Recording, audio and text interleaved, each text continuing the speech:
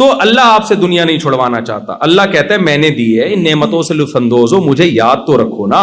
اے اللہ تجھے کیسے یاد رکھیں؟ اب یہ بات میری اب بس آخری ہے, کیسے یاد رکھنا ہے, اچھا انسان کیسے بننا ہے؟ تو اللہ نے کہا پبلک سے مت پوچھو, بیگم سے مت پوچھو, ابا سے مت پوچھو, پڑوسیوں سے مت پوچھو, گوروں سے مت پوچھو, میں تمہیں بتاؤں گا. اچھا انسان بننے کے لیے سب سے پہلی چیز ہے ایک اللہ پر ایمان. جو لوگ کہتے ہیں کائنات خود بخود بنی ہے دھماکے کے نتیجے میں, اور انسان بن گیا, آنکھ ناک کان آٹومیٹیکلی بن گئے, اللہ کہتے ہیں دھماکہ ہوا ہوگا, اللہ نے اس کی نفی نہیں کی, بلکہ قرآن میں اشارے ملتے ہیں کہ ہم اس کائنات میں وسعت پیدا کر رہے ہیں. اس سے پتہ چلتا ہے کہ کائنات پہلے جڑی ہوئی تھی.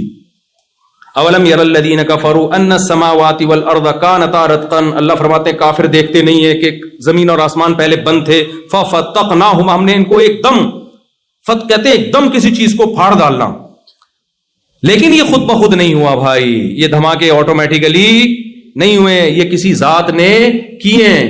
آنکھ خود نہیں بن سکتی, ڈیجیٹل کیمرہ جو انسانی آنکھ کی کاپی ہے وہ خود نہیں بنا, تو جو اصل ہے وہ خود کیسے بن گئی؟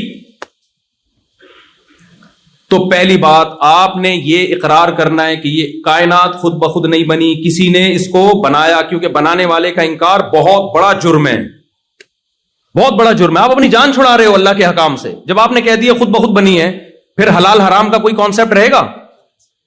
پھر اللہ کیا چاہتا ہے, کن چیزوں سے خوش ہوتا ہے, کن چیزوں سے ناراض ہوتا ہے؟ آپ کہیں اللہ ہے ہی نہیں. یہ تو بہت بڑا جرم ہے. اللہ کہتا ہے بھائی میں نے بنایا ہے. دوسری بات, اللہ کیا کہتا ہے اچھا انسان بننے کے لیے عقیدہ توحید. اللہ کہتا ہے میں ہوں, تو جو حق میرا ہے وہ مخلوق کو نہیں دینا, کسی پیغمبر کو بھی نہیں دینا وہ حق. وہ میرا حق کیا ہے؟ پکار کے لائق, عبادت کے لائق صرف میں ہوں. صرف یا اللہ مدد چلے گا, یا اللہ مدد کے علاوہ کوئی اور نعرہ اللہ قبول. جملہ کمپلیٹ کر دیا کرے کائنڈلی, یا ورنہ کسی ایئر ہوسٹس سے بیان کرواؤں گا. وہ اتنے کائنڈلی لگائے گی نا کہ سب مسلمان ہو جائیں گے. ہمارے وہ کائنڈلی میں وہ دم نہیں ہے نا, ہمیں اتنی تنخواہ نہیں مل رہی. اگر مجھے کوئی کہے مفتی صاحب بہت تمیز سے بیان کریں 1 کروڑ روپے ملیں گے, پھر دیکھو ذرا میری آواز بلند نہیں ہوگی. تو عقیدہ توحید پہ کمپرومائز نہیں کرنا. اللہ کے بعد سب سے بڑا مقام پیغمبر کا ہے, مگر آپ مشکل کشا حاجت روا نہیں. کوئی قبر انسان کو نہیں کھلا سکتی, کوئی بزرگ انسان کو نہیں کھلا سکتے. تو دیکھو میرے پاس ایک فالج زدہ انسان کا فون آیا کہ میں علاج کراتے کراتے پریشان ہو گیا ہوں, علاج نہیں ہو رہا, مجھے کسی نے بتایا فلاں مزار پہ جانا ہے, وہاں بابا ہیں, وہ وہاں جاؤ گے تو ٹھیک ہو جاؤ گے. میں نے کہا میرے بھائی آپ کا آدھا دھڑ کام نہیں کر رہا, آپ ایک ایسے بابے کے پاس جا رہے ہو جن کے دونوں دھڑ کام نہیں کر رہے, تبھی تو وہ قبر میں ہیں. ذرا سی انگلی بھی ہل رہی ہوتی تو لوگ ان کو دفن کرتے. میں نے کہا جس کے بیچارے کے دونوں دھڑ کام نہیں کر رہے, وہ تمہارا آدھا دھڑ کیسے, اس کو شکر ہے سمجھ میں آ گئی بات. اس نے کہا میں نہیں جا رہا. میں نے کہا مسجد ہے بھائی, اللہ سے مانگو جا کے. تو فلا تدعوا مع اللہ احدا, اللہ کہتے ہیں سردہ گاہیں اللہ کے لیے, اللہ کے ساتھ کسی اور کو مت پکارو. بہت بڑا جرم ہے, اس پہ بخشش نہیں ہے. اس سے آپ کی نظر میں جرم نہیں ہے نا, ہماری اور آپ کی نظر میں جرم نہیں ہے, اللہ کی نظر میں بہت بڑا جرم ہے کہ میرے ساتھ کسی کو شریک کر لیا. سب سے پہلے عقیدہ توحید, اس کے بعد عقیدہ رسالت. ہمارا یہ عقیدہ اجماعی عقیدہ, قرآن نے حدیث نے بیان کیا, محمد صلی اللہ علیہ وسلم لاسٹ میسنجر آف گاڈ ہیں, آپ کے بعد کوئی پیغمبر نہیں آئے گا. یہ طے شدہ حقیقت ہے. تیسری بات, یہ تو عقیدے کی بات ہو گئی. آخرت پہ عقیدہ, ہم مر کے ختم نہیں ہو جاتے, ہماری باڈی ختم ہوتی ہے. اللہ سورہ طٰہٰ میں کہتا ہے منہا خلقناکم, میں نے اسی مٹی سے تمہیں پہلی دفعہ بنا دیا. تم نے اس کی لاجک تلاش کر لی, ایکچولی ہوا یہ تھا, ایکچولی یوں ہوتا ہے, اسپم بنتا ہے, پھر وہ ماں کے پیٹ میں جا کے یوں بنتا ہے. اللہ کہتے ہیں پھر میں تمہیں مار کے دوبارہ مٹی بنا کے ختم کر دیتا ہوں. تمہارے سائنٹسٹ میدان میں انہیں ایکچولی ایک نیچرل پروسیس ہے, یہ ایکچولی یوں ہوتا ہے. اللہ کہتے ہیں میں تمہیں اب دوبارہ ریورس کر کے انسان بناؤں گا. سائنسدان کہتے ہیں ایکچولی یہ ممکن نہیں ہے. اللہ کہتے ہیں کہ جس نے پہلی دفعہ کیا نا, اس نے سائنسدانوں سے پوچھ کے نہیں کیا, اپنی قدرت سے. 9 مہینے میں ماں کے پیٹ میں منی کا قطرہ, ایک اسپم جاتا ہے ماں کے پیٹ میں, اس میں 9 مہینے کے اندر اس پانی میں آنکھ, ناک, کان, دل, دماغ, جگر, گردے, پھیپھڑے, کلیجی بنتی ہے, پورا انسان بن کے باہر نکلتا ہے. ماں روٹی کھاتی تھی, اس سے پہلے بچے کی آنکھ, ناک, کان بن رہے تھے, برین بن رہا تھا. اب جب بچہ دنیا میں آیا اسی روٹی سے دودھ بن رہا ہے, اور وہ دودھ ماں کی چھاتیوں میں جا رہا ہے, اور بچے کو پتا ہے مجھے دودھ کہاں سے ملے گا, میرے حلق میں کیسے اترے گا. اللہ کہتے ہیں جو سائنٹسٹ یہ کہہ رہا ہے کہ یہ خود بخود ہو رہا ہے, وہ اللہ کا بہت بڑا مجرم ہے, وہ تمہیں خدا سے ہٹا رہا ہے. اکفرت بالذی خلقک من تراب, تم ان ایتھیسٹ سائنسدانوں کی باتوں میں آ کے اس خدا کا کیسے انکار کر رہے ہو جس نے تمہیں مٹی اور پانی سے بنایا؟ تمہاری عقل کو کیا ہو گیا بھائی؟ آٹومیٹیکلی نہیں ہے, یہ وہ ذات کر رہی ہے جس نے ہمیں بنایا. وہ خدا کہتا ہے کہ جس نے پہلی دفعہ بنایا وہ مٹی میں جان ڈال کے دوبارہ تمہیں انسان بنا کے حساب و کتاب کے کٹہرے میں کھڑا کرے گا. یہ کس کا؟ میرا اور آپ کا عقیدہ ہے یا نہیں ہے؟ اس پہ قائم رہو, اپنی اولادوں کو سکھاؤ بیٹا ہم مر کے ختم نہیں ہوتے. بچہ کہے گا ابو یہ تو جب کیڑے کھا جاتے ہیں ختم, اس کو بولو بیٹا پہلے کچھ نہیں تھے, جس نے بنا دیا تو ریپیئر کرنا تو آسان ہوتا ہے پہلی دفعہ بنانے سے, وہ دوبارہ بنائے گا. وَهُوَ بِكُلِّ خَلْقٍ عَلِيمٌ, وہ ہر طرح سے پیدا کرنا جانتا ہے وہ. یہ ہمارا عقیدہ ہے. اس کے بغیر اللہ کی نظر میں ہم اچھے بولو نہیں. یہ آخری بیان ہے, تھوڑا سا 5 منٹ میں آپ کے زیادہ لے رہا ہوں میں. بھائی تھک تو نہیں گئے؟ کوئی مسئلہ تو نہیں؟ جلدی سے میں چاہ رہا ہوں جلدی سے سمیٹوں میں. مجھے کہیں بٹھا دو نا پولیس بلوانی پڑتی ہے اٹھانے کے لیے. تو زندگی کا آخری نہ ہو, یعنی اس سفر کا, آسٹریلیا کا. بعض دفعہ کلپ چلا دیتے ہیں مفتی صاحب کا آخری, تو اس کے بعد کیا ہونے والا ہے ان کے ساتھ. تو اب کیا ہے میرے بھائی, اللہ تعالیٰ کیا فرماتا؟ عقیدہ توحید, عقیدہ رسالت, آخرت کہ ہمیں موت کے بعد دوبارہ زندہ ہوں, عقیدہ تقدیر کہ اچھا برا سب پہلے سے طے شدہ ہے. کچھ بھی ہوتا ہے اپنی طرف سے کوشش کرو اچھا ہو برا نہ ہو, جب ہو جائے ما قدر اللہ, جو کام طے ہونا تھا وہ ہو گیا. اب ٹینشن لینے کا. ایک سعودی عرب میں ایک عربی اپنے 2 بچوں کے ساتھ جا رہا تھا, پیچھے سے گاڑی آئی, بچے کی انگلی چھوٹ گئی نا, ہاتھ چھوٹ گیا, وہ کہیں روڈ پہ آ گیا بیچارہ بچہ, گاڑی نے اٹھا کے مارا اس کو, وہ درخت پہ جا کے چپکا ہے بچہ, اس کے سامنے بچے نے دم توڑا ہے. عربوں میں جہاں کچھ خامیاں ہیں وہاں کچھ بہت ساری خوبیاں بھی ہیں. وہ شخص جو اس کے ساتھ تھا نا, عربی کہہ رہے, میں نے اس عربی کا حوصلہ دیکھا. اس عربی نے کہا ما قدر اللہ, جو مقدر تھا وہ, کیونکہ اس میں نہ بچہ تو بیچارہ بچہ ہے, نہ باپ کی غلطی, باپ تھوڑی وہ کرتا. تو وہ گاڑی والا اٹھ کے آیا, اس نے کہا میں دیت دینے کے لیے تیار ہوں. اس نے کہا یار تمہاری کوئی غلطی نہیں ہے. اس کی غلطی بھی نہیں تھی گاڑی والے کی نا, وہ روڈ پہ بچہ خود ہی آ گیا. تو مسلمان کے لیے عقیدہ تقدیر کی بیس پہ بڑے بڑے غموں کو پی جانا آسان ہے. کبھی مسلمان خودکشی کی طرف نہیں جاتا. کہتا ہے یار جو مقدر میں تھا, جب میں نے دوسری کی نا پٹا, تو میں نے کہا ما قدر اللہ. ہاتھوں سے نہیں پیٹا کسی نے, جو زبان سے کوٹا گیا مجھے. تو میں بھی یہی سوچ کے صبر کیا, بھائی مقدر میں تھی.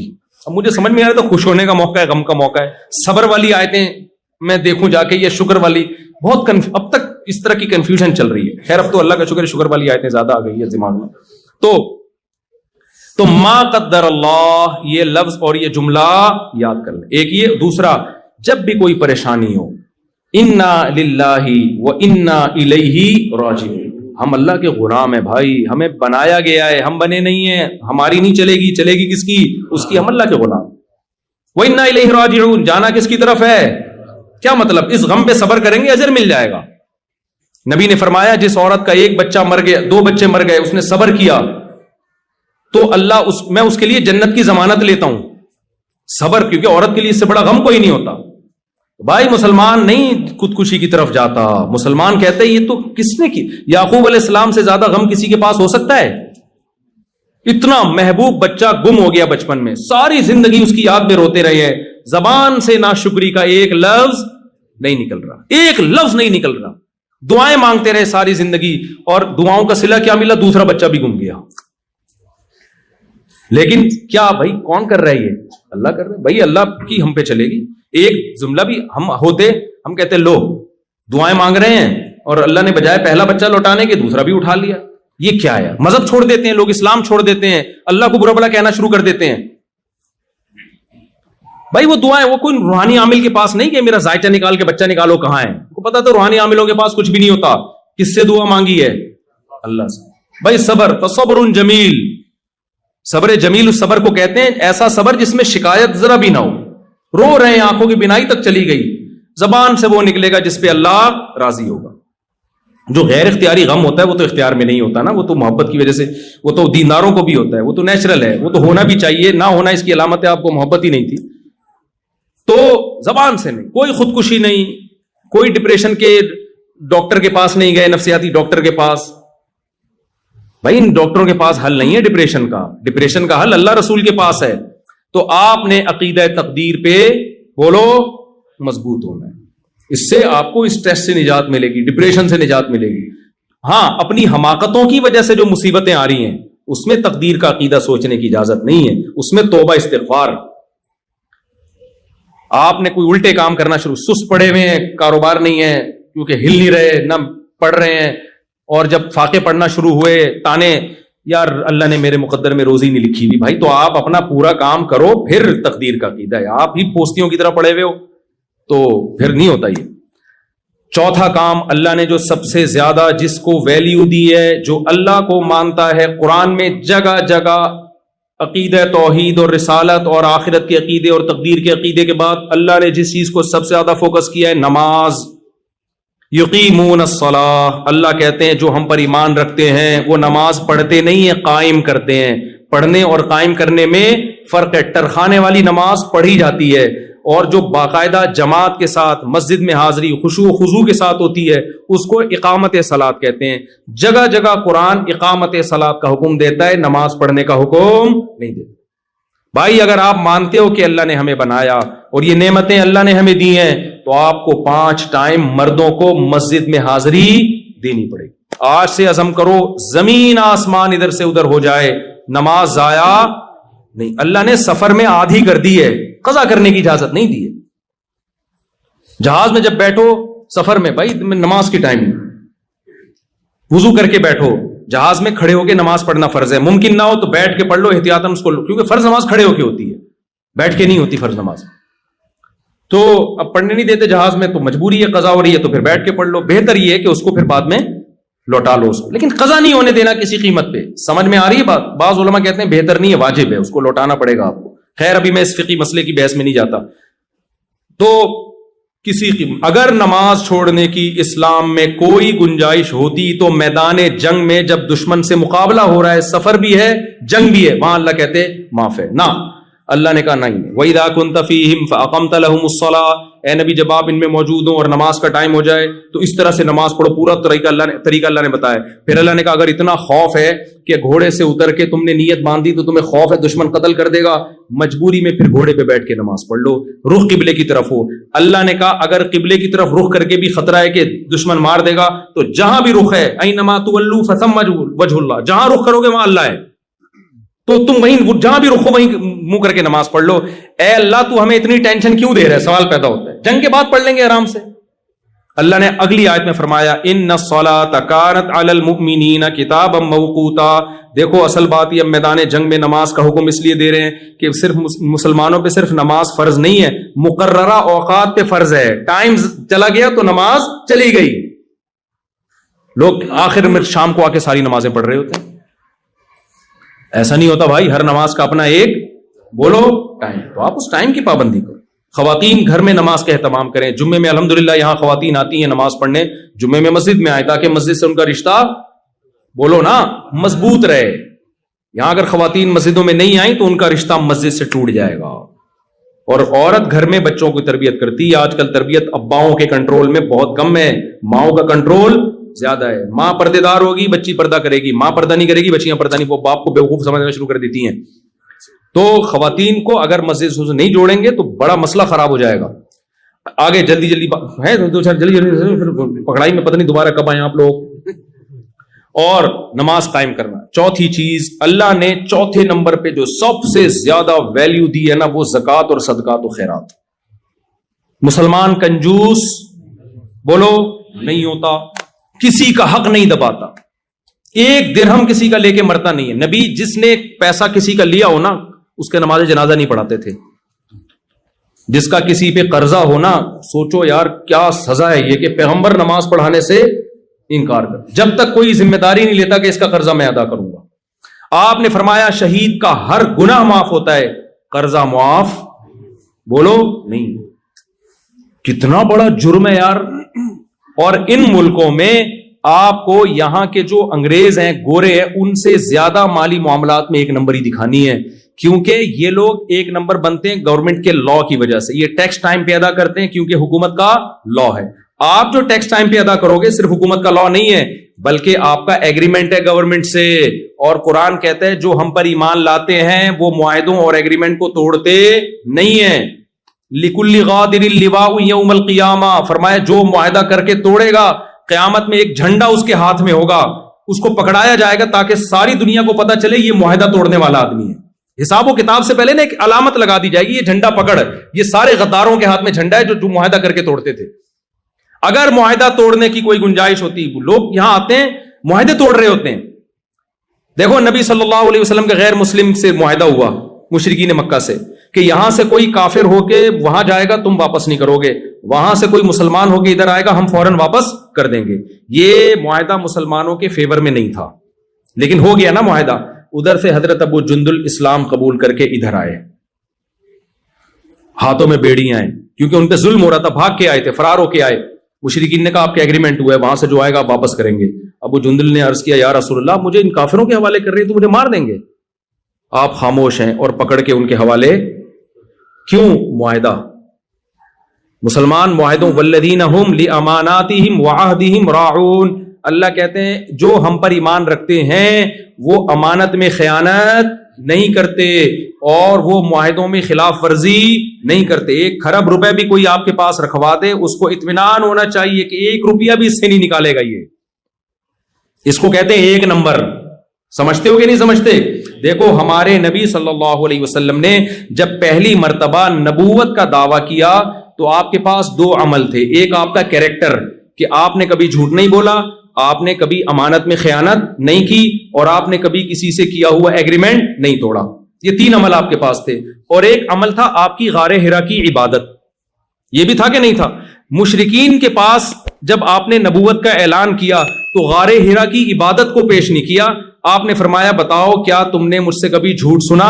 انہوں نے کہا نہیں. یعنی آپ نے یہ ثابت کیا کہ میں صادق بھی ہوں اور امین بھی. اسی کو کیریکٹر کہتے ہیں نا. یار کیریکٹر لیس آدمی نہیں ہے، قابل اعتماد ہے، یعنی جھوٹ نہیں بولے گا اور 2 نمبری نہیں کرے گا. تو نبی نے اپنے کیریکٹر کو پیش کیا ہے. آپ جب یہاں غیر مسلم کے سامنے اسلام رکھو گے وہ آپ کے رمضان کو، آپ کے روزوں کو، آپ کی نماز، آپ کے حج عمرے کو نہیں دیکھے گا، وہ آپ کے کیریکٹر کو دیکھے گا کہ مالی لین دین میں کیسا ہے، لالچی تو نہیں ہے، ٹوپیاں کرانا تو نہیں جانتا، جھوٹ تو نہیں بولتا، معاہدوں کی خلاف ورزی تو نہیں کرتا. اگر اس میں آپ 1 نمبر ہوگے تو پھر آپ کی وہ حج اور نماز والی دعوت کو سنے گا. اس میں اگر آپ 1 نمبر نہیں ہے تو پھر وہ آپ کی دعوت سننے کے لیے تیار نہیں ہوگا. کھوپڑی شریف میں بات آ رہی ہے کہ نہیں آ رہی ہے؟ قرآن نے عیسائیوں کی تعریف کی، یہودیوں کی بھی. کچھ یہودی عیسائیوں کی قرآن نے تعریف کی ہے. کیسے تعریف کی؟ وہاں بھی اللہ نے ان کے کریکٹر کی مثال دی ہے. فرمایا وَمِنْ أَهْلِ الْكِتَابِ مَنْ إِنْ تَأْمَنْهُ بِقِنْطَارٍ يُؤَدِّهِ إِلَيْكَ وَمِنْهُمْ مَنْ إِنْ تَأْمَنْهُ بِدِينَارٍ لَا يُؤَدِّي إِلَيْكَ. اہل کتاب میں یہودیوں اور عیسائیوں میں کچھ ایسے لوگ ہیں کہ تم ان کو 1 دینار $1 بھی دے دو گے نا آج کی زبان میں اعتماد کر کے، وہ واپس نہیں کریں گے جب تک سر پہ کھڑے نہیں رہو گے. ایسے برے لوگ بھی ہیں. اللہ نے کہا ان یہود و نصارہ میں ایسے اچھے لوگ بھی ہیں، سونے کا پہاڑ بھی رکھوا دو گے وہ پورا لوٹا دے گا جب مانگو گے. تو اللہ نے بھی کیریکٹر کو بنیاد بنایا ہے، اچھائی اور برائی. اور بھی چیزیں ہیں لیکن اس کی بڑی ویلیو ہے اسلام میں. آج ہمارے ہاں نماز روزے کو تو حج کو تو فوکس کیا جاتا ہے، کیریکٹر کو فوکس نہیں کیا. بلکہ جتنا بڑا 2 نمبر ہو شوب سے بتاتا ہے میں نے فلاں کو ٹوپی کرائی. ہمارے ایک دوست چائنا گئے، ہول سیل پہ نا چیزیں بکتی ہیں چائنا میں، ماشاءاللہ ان کی داڑھی بھی اور بڑے نیک آدمی. چائنا جا کے کیا کر رہے ہیں وہ؟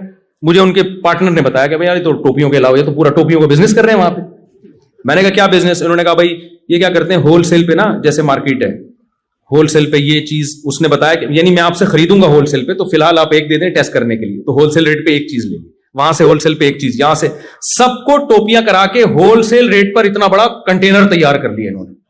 بھائی آپ سب سے جھوٹ بول رہے. وہ اس بیس پہ دے رہا ہے کہ شاید کل مجھ سے خریدے گا تو مجھ سے خریدے گا، اور آپ 100 آدمیوں کو یہی ٹوپیاں کرا رہے ہو.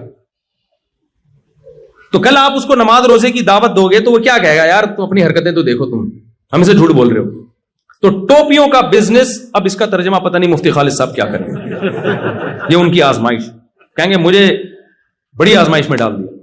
تو بھائی مسلمان کیریکٹر کا 1 نمبر ہوتا ہے، 2 نمبر نہیں. آپ نے یہاں گورنمنٹ سے جو معاہدے کیے ہیں آپ کو ان معاہدوں کو پورا کرنا پڑے گا. آپ کو اگر کوئی یہاں آفیسر رشوت لے کے بھی اللیگل کام کروا رہا ہے آپ سے، آپ اس کو بولو بھائی میں تجھے رشوت دے کے یہ غیر قانونی کام کر لوں گا، یہاں کی گورنمنٹ مجھے چھوڑ دے گی کیونکہ آفیسر کی پرمیشن سے کر رہا ہوں. ادھر کی جو آخرت والی گورنمنٹ ہے، جو اللہ ہے، وہ مجھے نہیں چھوڑے گا. اس لیے کائنڈلی یہ میرے مذہب کا حصہ ہے، میں کسی کے ساتھ ظلم اور ناجائز بولو نہیں کر سکتا. سمجھ میں آ رہی ہے بات؟ اس لیے آپ ٹائم پہ ٹیکس دے دیا کرو.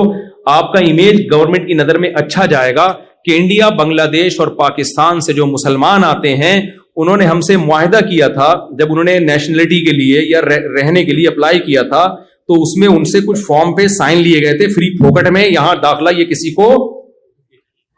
کو اس بیس پہ یہاں انہوں نے گھسنے دیا کہ آپ کی جو آسٹریلیا کا وزیر اعظم ہے آپ کے خالو ہیں، وہ جی میرے خالو ہیں، اس لیے میں یہاں اس سلسلے میں آنا چاہتا ہوں. صحیح ہے نا؟ اب آپ جب گھر میں بیگم کے پاس جاؤ نا تو آپ بولو میں اس سلسلے میں بیگم آپ سے ملاقات کے لیے حاضر ہوں کہ آپ میری وائف ہیں، ورنہ تو ٹائم دیتے نہیں نا آج کل لوگ بیویوں کو. تو آپ نے یہاں، کیونکہ ان کے لیے بہت بڑا مسئلہ ہے. میں یورپ میں گیا نا، وہاں پتا چلا کہ ٹیکس چوری کرنے میں الحمدللہ بہت بڑا ریکارڈ ہے. کس کا ہے یہ میں نہیں بتاؤں گا، پھر لوگ مجھے پاکستان میں تنگ کرتے ہیں کہ آپ ایسی باتیں کرتے ہو ہمارے خلاف. ٹیکس چوری کرنے میں، اور میرے بھائی وہاں اور یہاں میں کم از کم اتنا فرق تو ہے کہ یہاں آپ سے اگر ٹیکس لے رہے ہیں تو آپ کو وہ فائدے بھی تو دے رہے ہیں نا.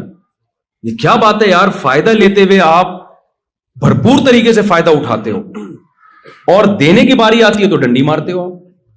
ہانگ کانگ میں میں نے ایسے مسلمز دیکھے ہیں جو کیا کر رہے ہیں، اپنے آپ کو بے روزگار شو کر کے فری پھوکٹ کے پیڑے کھا رہے ہیں گورنمنٹ سے لے کے. یہاں بھی ایسے ہوں گے ماشاءاللہ، شاید بیان میں بھی ہوں، اللہ معاف فرمائے. اب توبہ کر لو بھائی. $3,000 آسٹریلین گورنمنٹ دے رہی تھی بے روزگاروں کو. چھپڑ میں کاروبار چل رہا ہے، مزدوری چل رہی ہے، کام چل رہا ہے، اور ادھر سے کیا لے رہے ہیں؟ بے روزگاری کا الاؤنس لے رہے ہیں. کس قدر بے شرمی کی بات ہے. ایک حکومت تم پر احسان کر رہی ہے، احسان فراموشی کا تقاضا یہ ہے کہ تم چھپڑ میں وہاں سے کما بھی رہے ہو اور ادھر سے، یہ تو حرام خوری ہو گئی نا. اس سے بڑی بھیک کوئی ہو سکتی ہے؟ ہمارے نبی نے بغیر دھوکے کے بھیک مانگنے سے منع کیا ہے. ایک صحابی نبی کے پاس آئے، کچھ نہیں ہے، آپ نے فرمایا جاؤ گھر میں جو کچھ ہے لاؤ. بیچا، اس کو کلاڑی دی، ان صحابی نے لکڑیاں کاٹ کے لا کے بیچ کے بزنس شروع کیا. آپ نے فرمایا لوگوں کے سامنے ہاتھ پھیلانے سے بہتر ہے کیا کرو؟ کاروبار کرو. جب لوگوں کے سامنے ہاتھ پھیلانا، حالانکہ وہ دھوکہ دے کے نہیں پھیلا رہے تھے، واقعی غریب تھے وہ، آپ دھوکہ دے کے گورنمنٹ کے سامنے ہاتھ پھیلاؤ، یہ زیادہ برا ہے یا نہیں ہے؟ اور اس سے اسلام بدنام ہو رہا ہے، آپ کا کنٹری بدنام ہو رہا ہے، آپ کا ملک کا امیج. ہم حکمرانوں کو گالیاں دیتے ہیں یار ہمارا امیج خراب کر کے رکھا ہوا ہے، تو عوام نے کون سا اپنا امیج پاکستان کا بحال کر کے رکھا ہوا ہے؟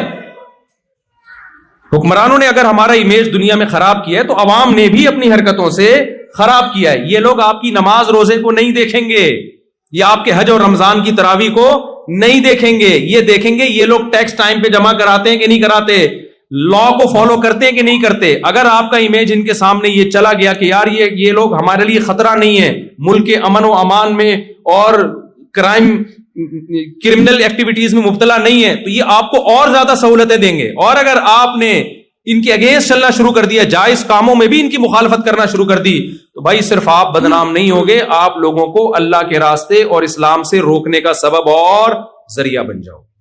تو اس لیے معاہدوں کی خلاف ورزی بولو مت کرو. آخری بات، بس سچی مچی کی آخری، سچی مچی کی آخری، وہ یہ ہے کہ اسلام نے آپ کو نماز کا حکم دیا، خرچ کرنے کا حکم دیا. آپ نے لوگوں پہ بھی خرچ کرنا ہے، مسجد میں بھی خرچ کرنا ہے، دینی مدرسوں پہ بھی، غیر مسلموں پہ بھی خرچ کرنا ہے. آپ کو کوئی ضرورت مند، کل مجھے کسی نے بتایا، عالم ہے وہ، علماء عالم تو نہیں، علماء کے ساتھ بیٹھتے ہیں، ایک گورے کو ضرورت تھی، کہتے ہیں میں نے اتنا خرچ کیا اس کے اوپر. وہ بڑا حیران ہو رہا تھا. بھائی ہر ایک پہ خرچ کرو، انسان پہ خرچ کرو، آپ مسلمان کنجوس نہیں ہوتا. اور ایک آخری بات کہ دیکھو اسلام میں اور جو غیر مسلم اور مسلم میں ایک بڑا فرق پتہ ہے کیا ہے؟ اسلام یہ چاہتا ہے کہ آپ کے ریلیشن ہو. جبکہ جو غیر مسلم ہے نا وہ انفرادی زندگی کی طرف جا رہے ہیں. انڈیویجول لائف ہونی چاہیے ہر ایک کی. سمجھتے ہو کہ نہیں سمجھتے؟ یہ بہت اہم بات ہے اور واقعی آخری ہے کہ وہ ان کے ہاں ریلیشن کی کوئی ویلیو بولو نہیں. میں اپنا کماتا ہوں، تم اپنا کماتی ہو، اپنی چائے خود بناؤ، میں اپنی چائے خود بناؤں گا. اور ابا اماں کا جو سیٹ اپ چل رہا ہے مارکیٹ میں وہ کوئی بہت زیادہ قابل تعریف نہیں ہے. ابا ہوتے بھی ہیں، نہیں بھی ہوتے ہیں تو وہ ہونا نہ ہونا ابا کا کیا ہے، تقریباً برابر ہی ہے. اولڈ ہاؤس ٹھکانہ ہو سکتا ہے، کچھ لوگ گھر میں بھی رکھ لیتے ہیں. کوئی اتنا ویلیو نہیں ہے ان کے یہاں ان چیزوں کی. یہ ٹھیک ہے بھائی، ان کا مذہب ہے، جیسا ان کا مذہب ان کو کہتا ہے، ان کا کلچر کہتا ہے، چلتے رہیں. لیکن آپ یا تو ان کے کلچر کا کلمہ پڑھ لو یا اسلام کا کلمہ پڑھ لو. اسلام کا جب کلمہ پڑھو گے تو اسلام ریلیشن کا قائل ہے. خالق اور مخلوق کا مضبوط ریلیشن چاہتا ہے اسلام. آپ اللہ کو اپنی زندگی سے نہیں نکال سکتے. اس ریلیشن کے لیے اسلام نے کہا نماز پڑھو، حج کرو، زکوٰۃ دو، رمضان میں تراویح ہے، روزے ہیں اور صدقات و خیرات ہیں اللہ کی خاطر. یہ ساری ذکر اذکار ہے، یہ سب اللہ اور مخلوق کا ریلیشن درست کرنے کے لیے. پھر اللہ نے مخلوق کا آپس میں بھی ایک ریلیشن رکھا ہے. آپ اس ریلیشن سے دستبردار بولو نہیں. ان میں سب سے پہلے والدین، دادا دادی، نانا نانی. آپ ان کو اولڈ ہاؤس میں جمع نہیں کرا سکتے. دادا دادی، نانا نانی، ابا اما غصے میں آپ کو ڈانٹتے ہیں، آپ غصے میں رپلائی نہیں کر سکتے. آپ نے ان کے سامنے اپنے بازوؤں کو ذلت سے جھکانا ہے، ایسا شو کرنا ہے میں غلام ہوں ان کا. یہ آپ کو کرنا پڑے گا اللہ کی خاطر. غصے کو پینا پڑے گا باپ اور ماں کے سامنے. پھر اللہ نے جو ریلیشن بنایا ہے آپ کی محبت کا، آپ کے نرم لہجے کا، ماں باپ کے بعد سب سے زیادہ مستحق آپ کی زوجہ ہے. نبی صلی اللہ علیہ وسلم نے فرمایا تم میں سب سے اچھے اخلاق اس کے سمجھے جائیں گے جو ایئر ہوسٹس ہے، نہ اس کے جو اپنی زوجہ کے ساتھ نرم لہجے میں بات کرتا ہے. اور عورت کے لیے اللہ نے شوہر کا حق بہت بڑا بنایا. ابھی کچھ دن پہلے خاتون کا فون آیا کہ ایکچولی میں اپنے ہسبینڈ سے ملک کا نام نہیں لینا چاہیے، وہ سمجھ جائیں گے میری بات ہو رہی ہے، آدھا تو نکل ہی گیا ہے، نکال ہی دیتا ہوں پورا. کینیڈا سے فون آیا، ٹھیک ہے نا. تو انہوں نے کہا کہ ایکچولی میں اپنے ہسبینڈ کے ساتھ نہیں رہنا چاہتی. وہ وجہ میں نے کہا کوئی وہ کورٹ سے خلا لے رہی. میں نے کہا کورٹ کا خلا اسلام کے اعتبار سے صحیح نہیں ہے. اگر واقعی ظلم ہو رہا ہے تو پھر بتائیں. آپ کہہ رہی نہیں ظلم تو نہیں ہو رہا، میرا خرچہ بھی اٹھاتے ہیں اور کوئی ایسا مسئلہ نہیں ہے، لیکن ایکچولی میں نہیں رہنا چاہتی. 4-5 بچے بھی ہو گئے، میں نہیں رہنا چاہتی. میں نے کہا بھائی آپ نہیں لے سکتی کیونکہ طلاق کا اختیار اللہ نے اسلام میں کس کو دیا ہے؟ مرد کو دیا ہے. وہ ڈیورس دے گا تو طلاق ہوگی، ادروائز آپ کے پاس یہ رائٹ نہیں ہے. خواتین بہت غصہ کرتی ہیں اس بات پہ، حالانکہ اس میں عورت کا فائدہ ہے. کیونکہ اگر عورت کے پاس ڈیورس کا حق ہو تو پھر مرد اس پہ خرچ ہی نہیں کرے گا نا. وہ کہے گا یار کسی بھی وقت چھوڑ کے جا سکتی ہے. خیر یہاں کا لا کیا ہے وہ یہاں کا لا ہے، لیکن اسلام کی میں بات کر رہا ہوں. اسلام یہ کہتا ہے کہ ڈیورس کا حق کس کے پاس ہے؟ مرد کے پاس ہے. تو میں نے کہا آپ کینیڈا کی گورنمنٹ سے آپ خلا لے لیں، وہاں کی گورنمنٹ کے حساب سے وہ خلا معتبر ہوگا، لیکن اکارڈنگ ٹو اسلام وہ معتبر نہیں ہوگا. پھر انہوں نے ایک مثال دی. دیکھیں جب ہم کسی کمپنی کو جوائن کرتے ہیں، یہ میں آپ کو بتا رہا ہوں آج کل جو سیکولر ذہنیت بن رہی ہے اور اسلام میں کیا فرق. ایکچولی ہم جب کسی کمپنی کو جوائن کرتے ہیں تو ہم اپنی مرضی سے آتے ہیں، پھر ہم جب چھوڑنا چاہتے ہیں تو ہمارا ایگریمنٹ ہوتا ہے، تو ہم جب چاہیں چھوڑتے ہیں اس کو. تو یہ شادی بھی تو ایک کانٹیکٹ ہے نا، ایگریمنٹ ہے نا کہ ہم دونوں اکٹھے لائف گزاریں گے، ہمارے غم اور خوشیوں میں شریک ہوں گے. تو اب میں اس کانٹریکٹ کو ختم کرنا چاہتی ہوں تو اس میں کیا خرابی ہے؟ میں نے کہا دیکھیں آپ کا جو میاں ہے وہ کمپنی نہیں ہے، وہ کوئی نیسلے کی کمپنی بولو یا شنگریلا کمپنی نہیں، وہ میاں ہے. وہ کہ کانٹریکٹ ہوا تھا، جب کانٹریکٹ ختم کر میاں بھی جب چھوڑنا چاہتا ہے نا تو اس کے لیے بھی ایک طریقہ رکھا ہے. ایک طلاق ہے، پھر دوسری ہے، اور اگلے توہر میں ہے، اسی وقت نہیں دینی. اور اس میں بھی پہلے اللہ نے کہا کہ خاندانوں کو بٹھاؤ، جوڑ کی کوشش کرو، وہ بھی ناکام ہوتی ہے. تو پھر جو ہے اور بہت سارے پروسیس اسلام نے بتائے ہیں، محبت سے وغیرہ، بستر الگ کر دو، روٹھ جاؤ. اس کے بعد جا کے پھر رکھا ہے کہ مجبوری ہو تو پھر ایک دفعہ، اور اس میں بھی رجوع کا حق رکھا ہے اگلے مہینے، 3 مہینے سے پہلے ایک پروسیس بیان کیا. اور اس کو بھی اس سارے پروسیس کے بعد بھی ناپسندیدہ کیا ہے کہ اچھا کام نہیں کر رہا. کوئی اپریشیٹ ماشاءاللہ 6 عورتوں کو طلاقیں دے چکا ہے، اس کو ایوارڈ ملنا چاہیے. کوئی قابل تعریف کام بولو نہیں. اور آپ کے پاس تو رائٹ اس وقت ہے جب کوئی بیسک حقوق میں ڈنڈی مار رہا ہو، بیسک حقوق میں. تو اس کی بھی ایک ڈیٹیل ہے، ایسا نہیں ہے کہ وہ چھوٹی موٹی باتوں پہ جو ہے نا وہ کھلا لینا شروع کر دیں. تو میں نے کہا آپ اپنے میاں کو کمپنی سمجھ رہی ہیں, یہ نیسلے کی کمپنی بولو بھائی نہیں, یہ میاں ہے, اس کا ریلیشن ہے, اس کو راضی کریں گی تو جنت میں جائیں گی, یہ ناراض ہوگا تو جنت نہیں ملے گی. تو آج ریلیشن کیا ہو رہے ہیں, ختم. میری مرضی جب میں, کیونکہ ریلیشن کو توڑنے کے لیے قربانی نہیں دینی پڑتی, جوڑنے کے لیے قربانی دینی پڑتی ہے. جس آدمی کی بیوی کو 20 سال 30 سال فالج رہا, اور کمال کی بات ہے وہ خود 99 سال میں فوت ہوئے ہیں ان کے ہسبینڈ. مجھے وہ حدیث یاد آئی, نبی نے فرمایا جو چاہتا ہے نا اپنی عمر میں برکت ہو وہ رشتہ داری جوڑے. تو بیوی سے بڑا تو رشتہ کوئی نہیں ہوتا. اس بندے نے 25-30 سال اپنی زوجہ کی خدمت کی بستر پہ, اللہ نے عمر کتنی لمبی دی, برکت دی عمر میں, اور بڑی اچھی لائف گزاری انہوں نے. خوش تھے, ہم کبھی بھی ٹینشن میں نہیں دیکھا ہم نے ان کو. ٹینشن میں ہوتے تو 99 سال میں مرتے کیا. ٹینشن والا آدمی خود بھی مرتا ہے اور دوسروں کو ٹینشن دے کے ان کی عمریں بھی کم کرتا ہے. جب بھی بیٹھا ہوگا نا جیسے توے پہ بیٹھا ہوا ہے, ٹھیک ہے نا, ٹینشن دے دے کے مارتا ہے لوگوں. تو اب انہوں نے کیا کیا میرے بھائی, دیکھو اللہ کا خوف تھا نا کہ ریلیشن, اسلام کیا چاہتا ہے, ریلیشن, تو مضبوط کیا ریلیشن کو. تو ریلیشن توڑنے کے لیے قربانی نہیں دینی پڑتی, ریلیشن جوڑنے. تو آپ یہاں رشتہ داری والے سسٹم کو مضبوط کریں. رشتہ داری بنائیں بھی جوڑے بھی, بنتی شادی سے, نکاح ہوگا, بچے ہوں گے, رشتہ داری بڑھے گی نا. پھر آپ کے بچوں کے چاچے مامے ہوں گے. ابھی میں جاپان میں گیا تو وہاں جو پشتو لوگ تھے ان کے چاچے مامے 100 افراد ایک خاندان کے, ایک ہی خاندان. تو رشتہ داری پھیل گئی نا. تو رشتہ داری پیدا بھی کرنی ہے اور اس کو پھر جوڑنا ہے. ہاں شرعی حدود کے اندر. ایسا نہ ہو آپ نے ایک میوزیکل شو کا انتظام کیا ہے, رشتہ دار اس بہانے جمع ہو جاتے ہیں سارے کے ساتھ, بھاڑ میں جائے, ایسا جمع ہونا نہیں چاہیے. یا بے پردگی شروع ہو جائے کہ اپنی وائف کو ان کے اس کے ہسبینڈ سے ملا رہے ہیں اور اس کی وائف آپ سے ہا ہا ہو ہی کر کے مل رہی ہے تاکہ ہم ایک فیملی کی طرح. نہ بھائی, محرم نامحرم کا فرق اللہ نے رکھا ہے. اس محرم نامحرم کے فرق کے ساتھ رشتہ داری کو آپ کو جوڑنا پڑے گا, گیدرنگ کرنی پڑے گی, ایک دوسرے پہ خرچ کریں, ایک دوسرے کو دیکھیں, کوئی ضرورت تو نہیں ہے. اللہ نے غیر مسلموں پہ بھی خرچ کرنے کا حکم دیا اور اپنے رشتہ داروں کو زیادہ فوکس کیا ہے. نبی نے فرمایا ایک صدقہ غیروں کو دیتے ہو اس سے ایک ثواب ملتا ہے, جب رشتہ داروں کو دو گے خرچ کرو گے تو دگنا ثواب ملے گا. کیوں؟ ایک صدقے کا, ایک رشتہ داری جوڑنے کا. کیونکہ پیسوں سے جتنا رشتے جڑتے ہیں دنیا میں کسی چیز سے نہیں. کتنا بھی روٹھا ہوا ہو نا, پیسے پکڑا دو اس کی جیب. کوئی بھی, آخری بات ہے, آخری مثال, پیسے سے جڑتا بھی ہے ٹوٹتا بھی ہے. آج کتنے لوگ ہمیں شکایت کرتے ہیں, یار ہمارے رشتہ دار آسٹریلیا آئے, پیسہ آ گیا, اب ہمیں سلام کرنا بھی انہوں نے چھوڑ دیا. جب پاکستان جاتے ہیں نا تو ان کو انسلٹ محسوس ہوتی ہے, یہ رکشے والا میرے پاس آ کے کیوں بیٹھ رہا ہے, یہ ٹماٹر والا ہے, یار یہ میرے سٹینڈرڈ کا نہیں ہے. او بھائی, آپ کا بھائی ہے, آپ کی بہن ہے, آپ کا چچا زاد ہے, آپ کا کزن ہے, آپ کی کزن ہے. آپ کو تکبر, زیب یہ اللہ کی دین ہے, کسی کو زیادہ دیتا ہے کسی کو کم دیتا ہے. آپ نے ان کے ساتھ ذرا بھی اکڑ دکھائی نا, اللہ کی نظر میں فرعون بن جاؤ گے آپ. فرعون کے ساتھ ٹیکنیکل فالٹ کھوپڑی گئی تو تھا, پیسہ عزت آئی تو کھوپڑی نے کام کرنا چھوڑ دیا.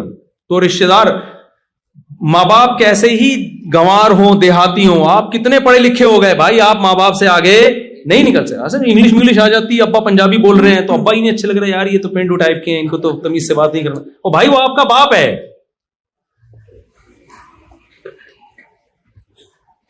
آپ کو اسی کے قدموں میں, جاہل باپ کے, جاہل ماں کے قدموں میں ہی جنت تلاش کرنی پڑے گی. آپ اس سے آگے نہیں نکل سکتے.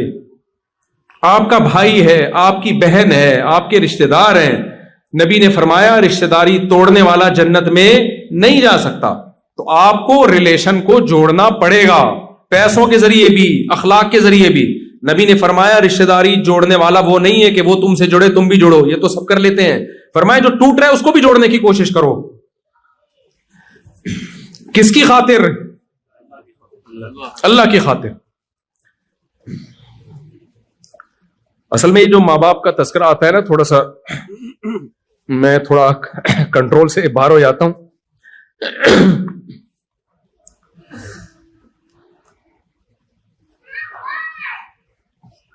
کیونکہ ہم نے تو دیکھا ہے نا ماں باپ کی محبت, تو مجھے بڑی حیرانگی ہوتی ہے کہ یار ماں باپ کو کیسے بھولتے ہیں لوگ. یعنی والدین سے زیادہ تو کوئی تصور کوئی محبت کی مثال دی نہیں جا سکتی, کوئی مثال نہیں دی جا سکتی. اس کو آ کے کیسے بولتے ہیں یار, میں تو یعنی بہت حیرانگی ہوتی ہے کہ ماں باپ کو کیسے بھول جاتے ہیں. ابھی کچھ دن پہلے کسی نے بتایا کہ کوئی خاتون اپنے ماں کو ڈانٹ رہی تھی. اس بیچاری سے امیگریشن میں کوئی اس کو نہیں آ رہا ہوگا بورڈنگ کارڈ کیسے لگایا جاتا ہے, پڑھی لکھی نہیں ہے, تو اس کو سنا رہی ہے, گھنٹے سے سمجھا رہی ہوں. تو یار یہ تم پڑھے لکھ گئے ہو, وہ تھوڑی پڑھے لکھے ہیں. ایک باپ نے, بوڑھے باپ نے اپنے بیٹے سے پوچھا بڑھاپے میں نا, کیونکہ آج کل اولادوں کے پاس, بوڑھے ماں باپ کے پاس بیٹھنے کا ٹائم نہیں, کہتے اتنی دیر میں ہم لائف کو انجوائے کر لیتے, ان کی بڑھاپے میں انسان کی عقل صحیح کام نہیں کرتی ہے. تو ایک بوڑھے باپ نے اپنے بچے سے پوچھا بیٹا یہ کیا, کوا بیٹھا ہوا تھا, بیٹے نے کہا کوا ہے. پھر بھول گیا بیچارہ, پھر دوبارہ پوچھا, 2-3 دفعہ پوچھا, بیٹے کا میٹر, کیونکہ پڑھا لکھا بہت ہے نا, ایجوکیشن ہے, اور فضول سوالات سے ڈپریشن میں جاتا ہے. یہ فضول سوالات سے کس میں جاتا ہے؟ اس نے اسکول میں پڑھا ہے کہ فضول باتیں نہیں کرنے دو, نہ کرو نہ کسی سے سنو. تو اس کو 2-3 دفعہ میں غصہ آ گیا, بولا اندھے ہو ابا, نظر نہیں آ رہا, 100 دفعہ بولا کوا ہے, کیوں دماغ کھا رہے ہو میرا. باپ کو نا اپنا واقعہ یاد آ گیا. اس نے کہا بیٹا جب تو چھوٹا تھا نا, تو نے 10 دفعہ پوچھا تھا, 10 دفعہ پوچھا تھا یہ کیا ہے, اور میری پیشانی پہ ایک دفعہ میں بھی لکیر بولو نہیں آئی. یہ ہوتا ہے. کتنا تنگ کرتے ہیں بچے ماں باپ کو. کیا ماں باپ عیدی سینٹر میں جمع کرا دیتے ہیں ان کو؟ وہ بھی تو کر سکتے تھے یار, یہ بہت تنگ کر رہا ہے. بیمار ہوتے ہیں بچے, سال سال تک بیمار رہتے ہیں, چیخنا چلانا, رات کو سونے نہیں دے رہے. کبھی ماں کو خیال آیا کہ عیدی سینٹر میں جمع کرا دوں؟ آپ کو کیسے خیال آتا ہے کہ بوڑھا ہو گیا تو اولڈ ہاؤس میں جمع کرا دوں اس کو میں؟ یہ کیسے خیال آ سکتا ہے بھائی آپ کو؟ وہ چیخ رہا ہے تو آپ بھی چیخنا شروع کر دو اس کے سامنے. تو یہ اللہ کا حق ہے بھائی. یہ کس کا حق ہے؟ ماں باپ کی خدمت کرنا ماں باپ کا حق نہیں ہے. کس کا حق ہے؟ یہ اللہ کے کہنے پر ہم کر رہے ہوتے ہیں. اللہ نے آرڈر دیا ہے ہمیں. عیسیٰ ابن مریم ماں کی گود میں تھے جب اللہ نے بولنا سکھایا, تو ماں کی گود میں جب بول رہے ہیں نا کہ میں بغیر باپ کے ہوں, میں ولد الزنا نہیں ہوں, مجھے کس نے پیدا کیا؟ اللہ نے. اسی وقت کہہ رہے ہیں کہ مجھے اللہ نے حکم دیا کہ نماز قائم کروں, زکات دوں, وبرم بوالدتی, میں پیغمبر بنوں گا, اور ایسا پیغمبر جو قرب قیامت میں نازل ہو کر مسلم امت کی قیادت کروں گا. لیکن مجھے حکم دیا ہے کہ میں اپنی ماں کے ساتھ اچھا سلوک کروں. اتنے بڑے پیغمبر کو اللہ ماں کی گود میں بتا رہا ہے کہ بڑے ہو کر اپنا مقام دیکھ کر اپنی ماں کو تمہیں بھولنے کی اجازت بولو نہیں ہے. تو بھائی یہ بہت بڑا حق ہے, اس کو آپ ہلکا نہ سمجھیں. یہاں نسلیں بڑی بدتمیز ہو رہی ہیں آج کل کی. جن گھروں میں ماں باپ کا احترام ہے نا, وہ پتہ ہے وہ ماں باپ ہیں جنہوں نے اپنے باپ اور ماں کی حیثیت ہی ختم کر دی ہے. وہ اولاد کے سامنے جھک گئے ہیں. ان گھروں میں ماں باپ کی چلتی ہے, یعنی ماں باپ کے ساتھ اچھا سلوک ہے, کیونکہ باپ اپنے آپ کو باپ سمجھتا ہی نہیں ہے. اس نے کمپرومائز کر لیا, بھائی یہ بیٹا ہے, کسی بھی وقت اس کا میٹر گھوم سکتا ہے. میرے پاس کیس آتے ہیں نا کراچی میں, تو باپ بیٹا بگڑا ہوا ہے, تو باپ بیٹے کو لے کر آتا ہے کہ یہ بگڑا ہوا ہے. بیٹا اتنی اونچی آواز سے بات کر رہا ہوتا ہے نا, اور باپ بڑے نرم لہجے میں.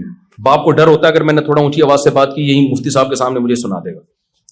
پھر بیٹا بتا رہا تھا میرا باپ یہ ہے, میرا باپ یوں ہے. مجھے لگتا ہے کہ یار تو اپنے اسٹائل سے بتا رہا ہے کہ باپ تو ہے اور اولاد تو نے اس کو بنا کے رکھا ہوا ہے. تو بھائی اللہ کے بعد سب سے بڑا حق کس کا اللہ نے دیا ہے؟ اولڈ ہاؤس میں نہیں جمع کراؤ, ان کی خدمت کرو, ان کے پاؤں میں جنت تلاش کرو. تو اسلام کا حکم نماز ہے, شراب سے بچنا, زنا سے بچنا, روزہ رکھنا, حج کرنا, اللہ سے ریلیشن. اس کے بعد اللہ نے کس سے ریلیشن بتایا ہے؟ مخلوق سے. تو آپ نے ریلیشن بنانے بھی ہیں اور ریلیشن کو آپس میں جوڑنا بھی. جو کچھ کہا سنا, اللہ ہم سب کو اس پر عمل کی توفیق عطا فرمائے.